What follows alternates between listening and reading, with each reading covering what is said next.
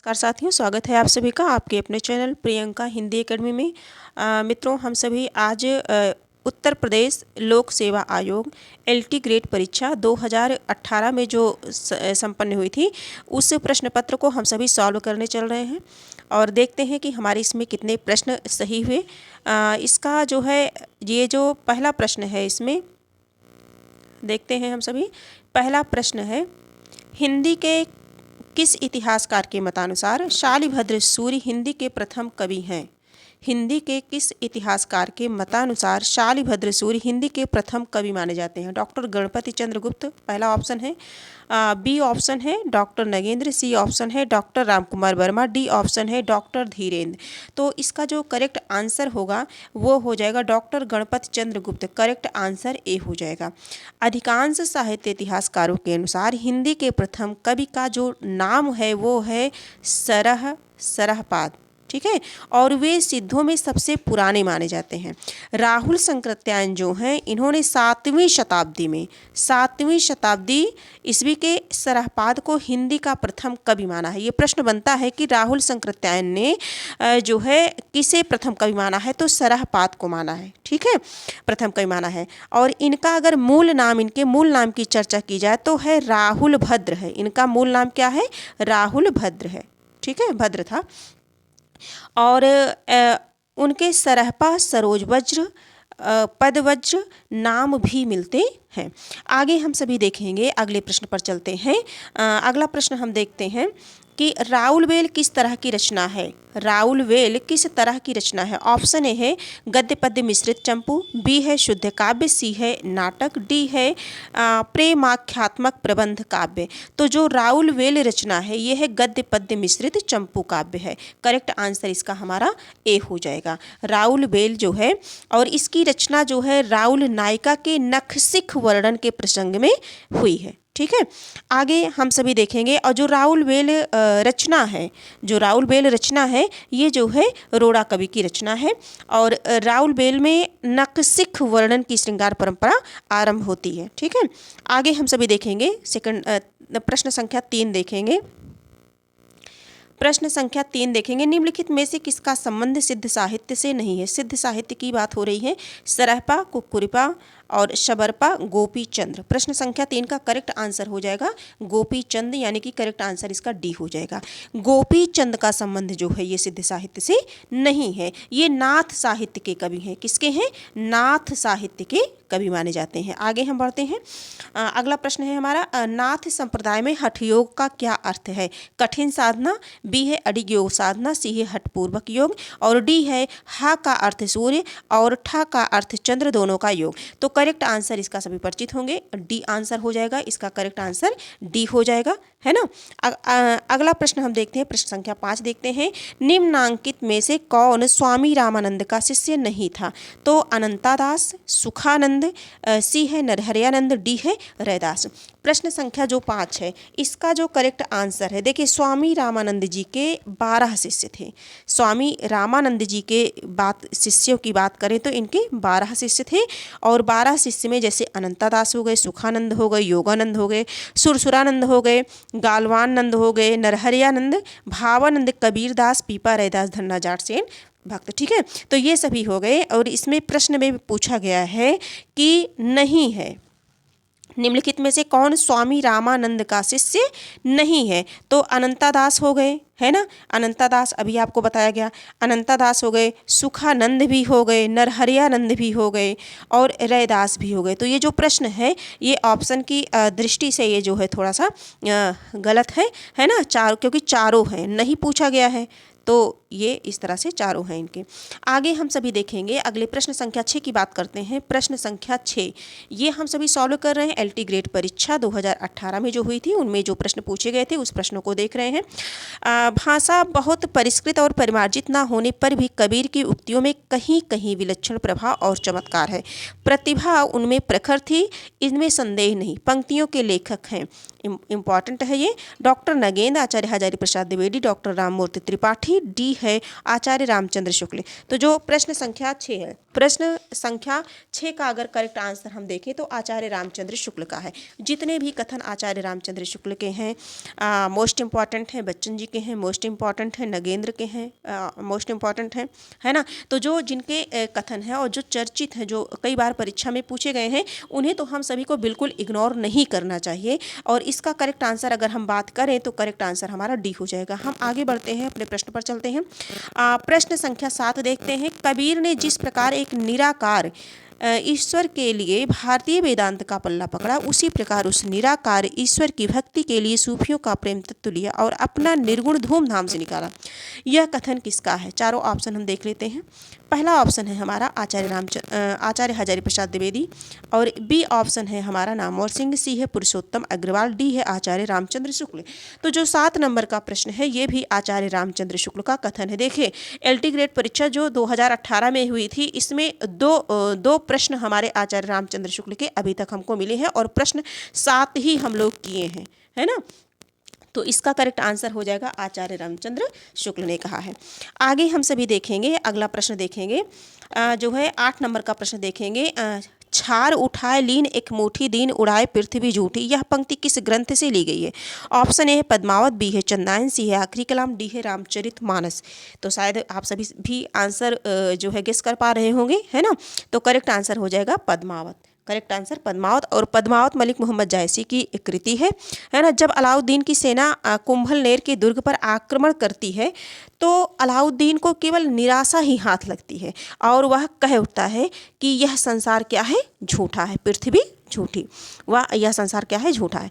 आगे हम सभी देखते हैं, अगले प्रश्न की चर्चा करते हैं। प्रश्न संख्या 9 देखेंगे। प्रश्न संख्या 9 देखते हैं हम सभी।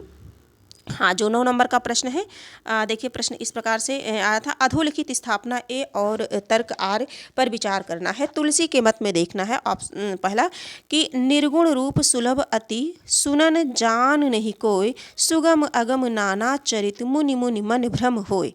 तर्क आर है क्योंकि सगुण आकार की उपासना और अनुभव के दायरे में लाना सहज है, जबकि निर्गुण निराकार की उपासना और अनुभूति नितांत कठिन है। नीचे दिए गए कोड का प्रयोग कर सही उत्तर का चयन करना है। इसमें देखना है कि मतलब क्या सही है, ठीक है। ये स्थापना और तर्क में ए और आर में दोनों सही हैं कि एक सही है। इसमें देख लेते हैं, ए और आर दोनों सही है और ए सही है आर गलत है, सी है ए गलत है आर सही है, ए और आर दोनों गलत हैं। तो जो 9 नंबर का प्रश्न है इसका अगर हम बात करें तो करेक्ट आंसर इसका ए सही है, आर क्या है? गलत है। ए सही है, आर गलत है। इसका करेक्ट आंसर हमारा हो जाएगा बी। करेक्ट आंसर हमारा बी हो जाएगा। देखिए ये जो है उपयुक्त पंक्तियाँ रामचरित मानस से ली गई हैं। ये जो पंक्ति है ये निर्गुण रूप सुलभ अति सनुन जान नहीं को, ये जो है ये जो पंक्ति है ये रामचरितमानस से ली गई है। इन पंक्तियों का अर्थ है कि निर्गुण रूप अत्यंत सुलभ है। जो निर्गुण रूप है वो क्या है? अत्यंत सुलभ है, अति सुलभ। निर्गुण रूप अति सुलभ, अत्यधिक सुलभ है, परंतु गुणातीत। अत्यधिक सुलभ मतलब सहज ही समझ में आ जाने वाला है, ठीक है। परंतु गुणातीत दिव्य सगुण रूप जो है वो कोई नहीं जानता, इसलिए उन सगुण भगवान के अनेक प्रकार के सुगम और अगम चरित्रों को सुनकर के मुनियों के भी मन में भ्रम हो जाता है। इसीलिए स्थापना ए हमारा सही है और तर्क आर क्या है? गलत है। आगे हम सभी देखते हैं, प्रश्न संख्या 10 की चर्चा करते हैं। प्रश्न संख्या 10 है, सूरदास के विषय में कौन सा कथन गलत है? सूरदास को सभी विद्वान जन्मांध मानते हैं। बी है सूरदास श्रीनाथ मंदिर वृंदावन में कीर्तन करते थे। सी है सूरदास वल्लभाचार्य के शिष्य थे। डी है प्रभु हो सब पातिन को राजा, पर निंदा मुख पूरी रहो जग, यह निशान नित बाजा। पंक्तियाँ इसमें पूछा गया है, जो पंक्तियां हैं सूरदास द्वारा लिखित हैं। तो प्रश्न संख्या 10 है, इसका करेक्ट आंसर हो जाएगा। गलत पूछा गया। देखिए कुछ लोग जन्मांध मानते हैं, कुछ लोग नहीं मानते हैं, तो करेक्ट आंसर हमारा ए हो जाएगा। बाकी जितने भी हैं ये सभी क्या है? सही है। आगे हम सभी देखते हैं 11 नंबर का प्रश्न देखते हैं। हिंदी रीति ग्रंथों की परंपरा चिंतामणि त्रिपाठी से चली, अतः रीतिकाल का आरंभ उन्हीं से मानना चाहिए। यह कथन किसका है? हजारी प्रसाद द्विवेदी, रामचंद्र शुक्ल, आंसर भी दिख गया है ना, मिश्र बंधु, राम कुमार वर्मा। तो 11 नंबर का जो करेक्ट आंसर है शायद जो है आचार्य रामचंद्र शुक्ल का है। किसका है? शुक्ल का है। कोई नहीं, जिसका आंसर दिख जा रहा है, जो प्रश्न है उसे थोड़ा सा गंभीरता से लेना है और आसानी से उसे मतलब माइंड में सेट कर लेना है कि हाँ ये जो है प्रश्न आया था और इसका ये आंसर होगा। रामचंद्र शुक्ल का है। देखिए अब तक 3 प्रश्न रामचंद्र शुक्ल के मिले, ठीक है, 11 तक ही हम लोग किए हैं। आगे हम सभी देखते हैं। मेरा कहने का मतलब यह है कि मतलब शुक्ल की जितनी पंक्तियां हैं वो तो बिल्कुल भूलनी नहीं चाहिए। 12 नंबर का जो प्रश्न है, आचार्य रामचंद्र शुक्ल ने उत्तर मध्यकाल को क्या नाम दिया है? उत्तर मध्यकाल को क्या नाम दिया है? ऑप्शन ए है श्रृंगार काल, बी है अलंकृत काल, सी है रीतिकाल, डी है मध्यकाल। 12 नंबर का जो प्रश्न है इसका करेक्ट आंसर हो जाएगा हमारा रीतिकाल। क्या हो जाएगा? रीतिकाल, क्योंकि शुक्ल की बात हो रही है तो शुक्ल काल ने उत्तर मध्यकाल को क्या कहा है? रीतिकाल कहा है।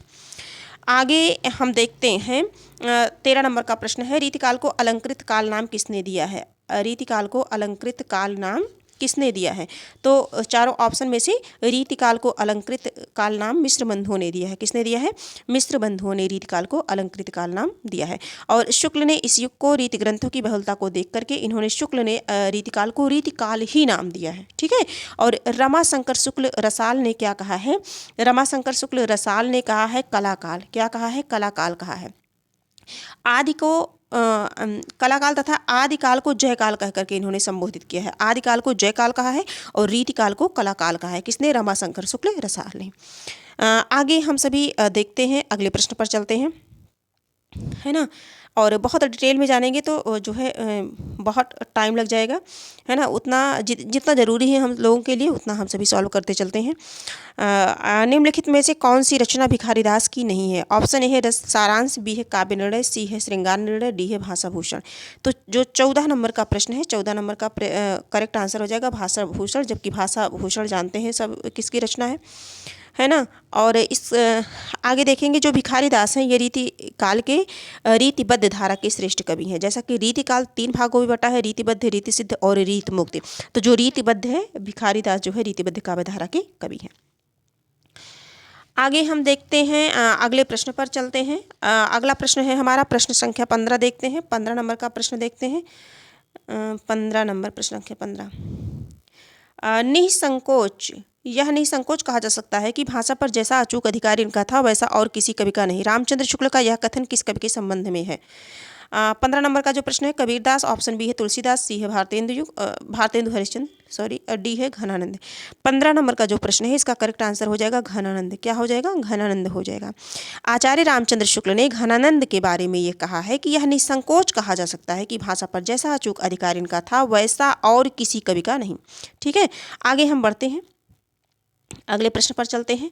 अगला प्रश्न है हमारा, निम्नलिखित में से कौन सा कथन असत्य है? कथनों को ध्यान से पढ़ेंगे और असत्य को देखेंगे। मन पवन की नौका कुबेरनाथ राय का निबंध संग्रह है। विचार और वितर्क हजारी प्रसाद द्विवेदी का निबंध संग्रह है। प्रश्न संख्या जो है 16 नंबर का प्रश्न है। इसमें जो असत्य कथन है उसे देखना है। कौन तो फुलवा बीनन हारी, कौन तो फुलवा बीनन हारी विवेकी राय का है, जबकि विवेकी राय का नहीं है। यह किसका है? विद्यानिवास मिश्र का निबंध है ये, कौन तो फुलवा बीनन हारी। असत्य की बात की गई है। चौथा ऑप्शन देख लेते हैं। चंद्रधर शर्मा गुलेरी द्विवेदी युग के निबंधकार हैं, है ना। तो ये भी करेक्ट, ये भी सही है। करेक्ट आंसर हमें असत्य ढूंढना है तो सी वाला ऑप्शन हमारा सही हो जाएगा। आगे हम देखते हैं 17 नंबर के प्रश्न को। अर्धनारीश्वर निबंध संग्रह के रचनाकार हैं। अर्धनारीश्वर निबंध के शांतिप्रिय द्विवेदी, रामधारी सिंह दिनकर, अज्ञेय, वासुदेव शरण अग्रवाल। चारों ऑप्शन में से बताना है आप सभी को। 17 नंबर का जो प्रश्न है ये इसमें कौन सा करेक्ट आंसर हो जाएगा हमारा?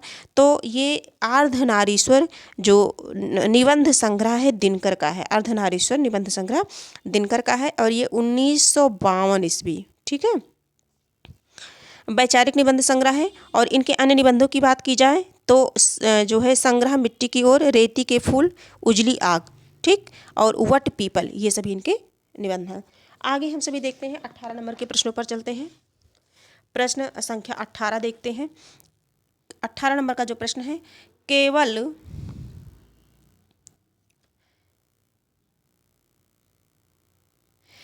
6 निबंध लिख करके निम्नलिखित में से किस लेखक ने हिंदी जगत में ख्याति अर्जित की है? केवल 6 निबंध लिख करके। ऑप्शन ए है, चारों ऑप्शन में से बताना है आप सभी को। आप देख सकते हैं चारों ऑप्शन। माधव प्रसाद मिश्र, पूर्ण सिंह, प्रताप नारायण मिश्र, गोविंद नारायण मिश्र। 18 नंबर का जो प्रश्न है इसका करेक्ट आंसर हो जाएगा पूर्ण सिंह। सरदार पूर्ण सिंह ने केवल 6 निबंध लिख करके इन्होंने जो है अपनी ख्याति अर्जित की है। आगे हम बढ़ते हैं, अगला प्रश्न है 19 नंबर का प्रश्न है, एक और द्रोणाचार्य किसकी नाट्य कृति है?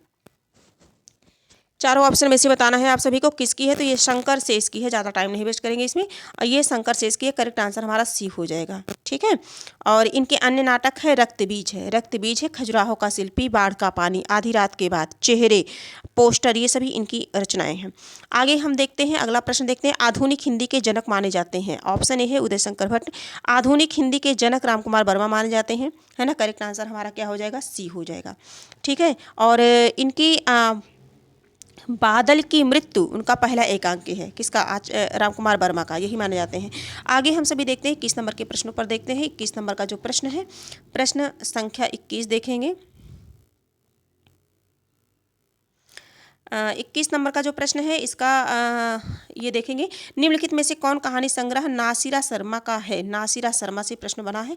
नासिरा, चल खुसरो घर आपने, और स्विमिंग पूल, बोलने वाली औरत, पत्थर गली। 21 नंबर का जो प्रश्न है इसका करेक्ट आंसर हम सभी देखना चाहेंगे। करेक्ट आंसर है 21 नंबर का जो है पत्थर गली। नासिरा शर्मा की बात की जा रही है, तो इलाहाबाद में जन्मी नासिरा शर्मा सृजनात्मक लेखन के साथ ही स्वतंत्र पत्रकारिता में संलग्न थी। कहानी, उपन्यास, नाटक लेखक तथा सांस्कृतिक कलात्मक गतिविधियों के लिए ये प्रसिद्ध है, मानी जाती हैं। आगे हम सभी देखेंगे जो है अगला प्रश्न हम सभी देखेंगे, सीट नंबर 6 किस लेखिका का कहानी संग्रह है? ऑप्शन ए है मन्नू भंडारी, बी है मंजुल भगत, सी है ममता कालिया, डी है इंदु बाली। तो 22 नंबर का जो प्रश्न है इसका करेक्ट आंसर हो जाएगा ममता कालिया, है ना। ये प्रश्न इंपॉर्टेंट भी है। सीट नंबर 6 किस लेखिका का कहानी संग्रह है? तो ये ममता कालिया का है। अगला हम देखेंगे, इसका प्रकाशन सन 1978 ईस्वी में हुआ था। 13 कहानियाँ संग्रहित है। करके, दी हट्टी, मुखौटा, नई सदी की पहचान, अन्य कहानी संग्रह हैं। अगला प्रश्न है हमारा 23 नंबर का प्रश्न है, सूरज किरण की छाँव आंचलिक उपन्यास के लेखक हैं। ऑप्शन ए है राजेंद्र अवस्थी, बी है शैलेश मटियानी, सी है देवेंद्र सत्यार्थी, डी है उदय प्रकाश भट्ट। 23 नंबर का जो प्रश्न है इसका करेक्ट आंसर बताना है। तो जो 23 नंबर का प्रश्न है राजेंद्र अवस्थी हैं। सूरज किरण की छाँव किसकी रचना है? राजेंद्र अवस्थी की है। करेक्ट आंसर हमारा ए हो जाएगा।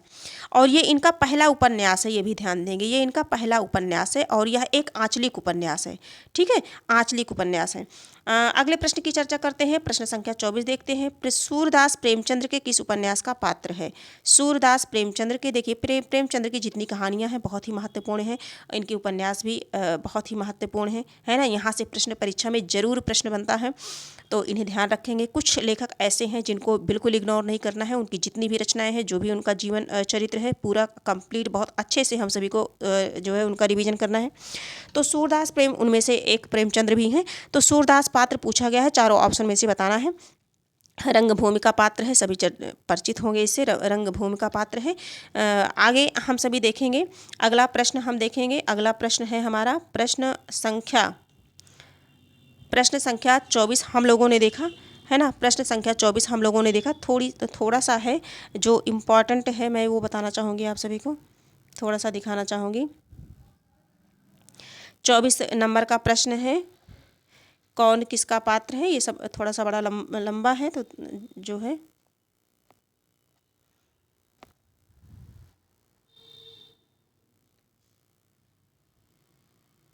हाँ ये है, ये इसमें है थोड़ा सा। हाँ, अन्य महत्वपूर्ण तथ्यों की बात हम कर लेते हैं। रंगभूमि में सर्वहारा और पूंजीपति के बीच सीधा संघर्ष चित्रित है।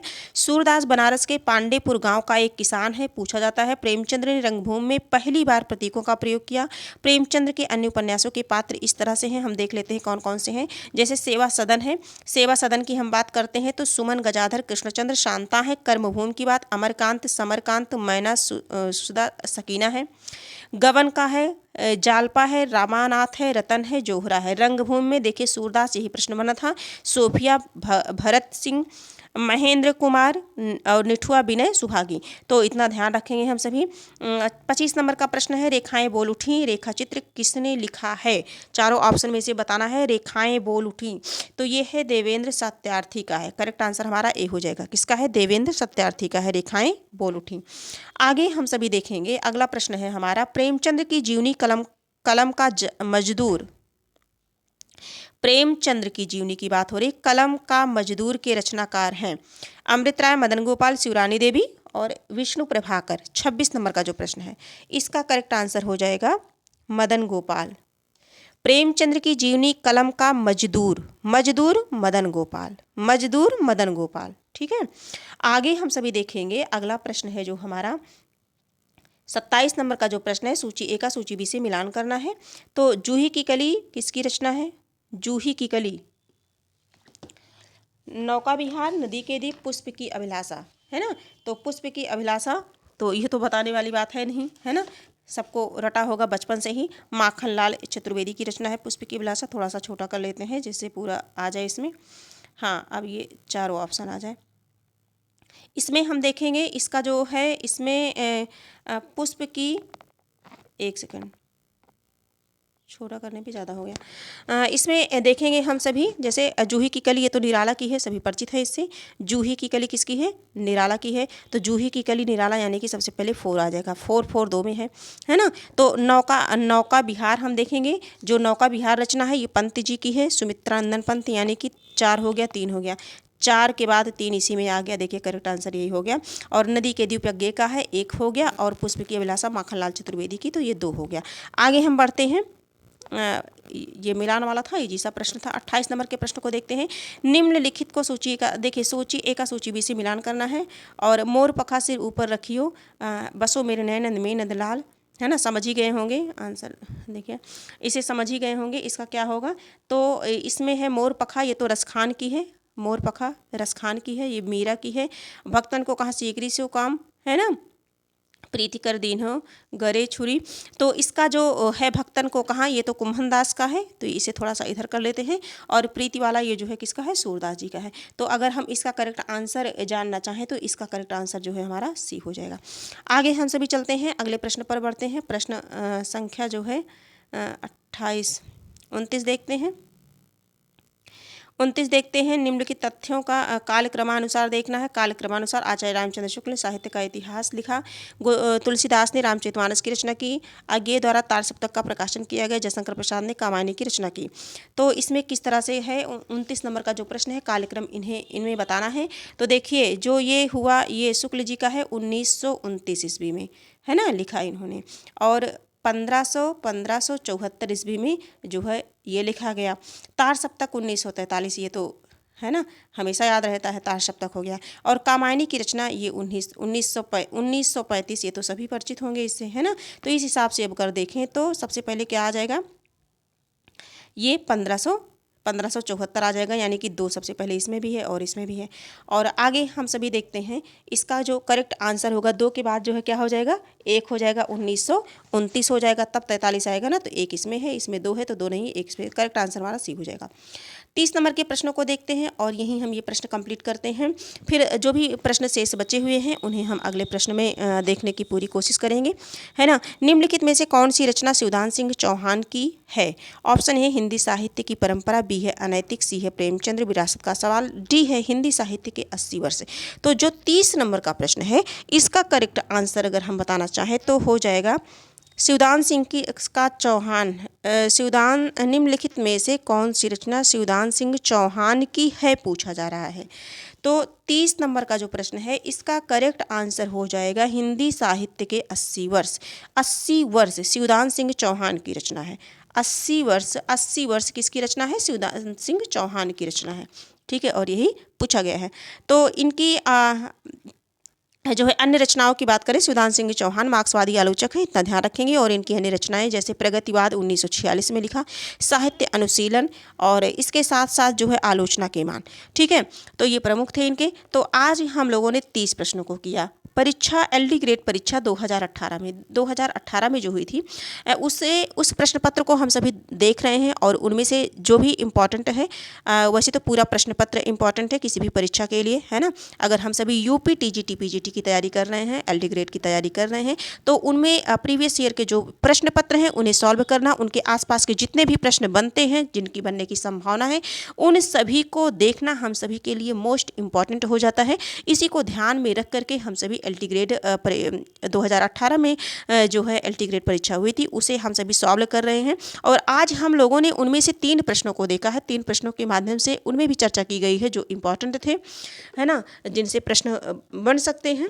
तो इसलिए अगर यदि हम पूरे प्रश्न को करेंगे तो बहुत समय लग जाएगा, इसलिए हम इन्हें कई पार्टों में करते हैं। आज हम लोगों ने केवल 3 प्रश्न किया है और जो भी प्रश्न शेष बचे हैं उन्हें हम अगली क्लास में कंप्लीट करने की कोशिश करेंगे। आज की क्लास यहीं तक है। अगर ये क्लास किसी कारणवश आपको उपयोगी लगे तो आप इसे लाइक, सब्सक्राइब और अपने कुछ मित्रों तक शेयर अवश्य करें और एक कमेंट में अपने सुझाव अवश्य लिखें। हम फिर मिलेंगे, नए प्रश्नों के साथ मिलेंगे, नए प्रैक्टिस के साथ मिलेंगे। तब तक के लिए धन्यवाद।